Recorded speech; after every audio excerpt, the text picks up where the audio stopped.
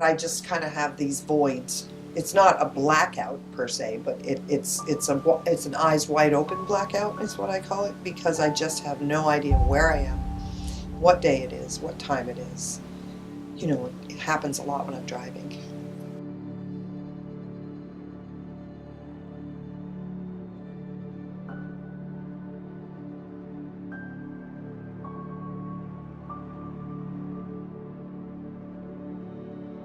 Right away, I started discovering things that were different.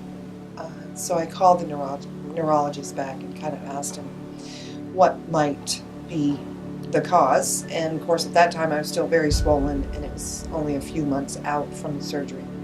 Since then, I've done my own digging and my own discovery, and I've seen the neurologist that actually ordered the MRI, and she did another one. And that's where it was found that they had burned my right temporal lobe, permanent damage to that, which was one of the risks.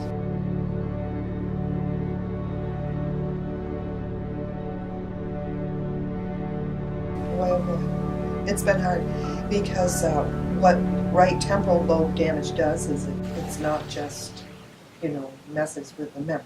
So I have difficulty, milliliter, millimeter, coming up with specific words. Sometimes, even being able to articulate a word.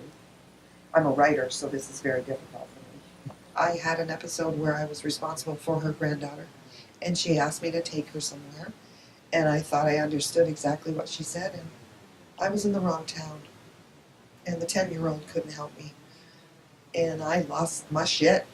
I lost my shit in the car with the 10-year-old. What that looked like, I started to cry. Oh my God, where am I? Where am I? I was speaking out loudly, okay, when in fact I probably shouldn't have, because I had a scared 10-year-old in the car. My bad was not thinking that. I was frightened. I was driving. I was in the city of Barrie. I couldn't pull over.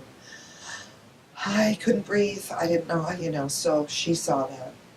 Finally, as the time's growing closer to the time I have to have her to this place, I called her grandmother, my friend, and I was supposed to be in Montpelier. So off I went. But the granddaughter went back and shared the experience with her grandmother, and, she came back to me and was less than understanding about that. But that's okay. That's all right. I understand it now. And I totally apologize to the little girl for freaking out, making her feel scared, because I didn't know where I was. But that was the first episode. That was the first episode that I'd ever had on the road. The very first one. No wonder I was panicked, for criminy sakes. That was the very first one. So, not a good thing that it was, had Vivian in the car with me, but in hindsight, it sure was.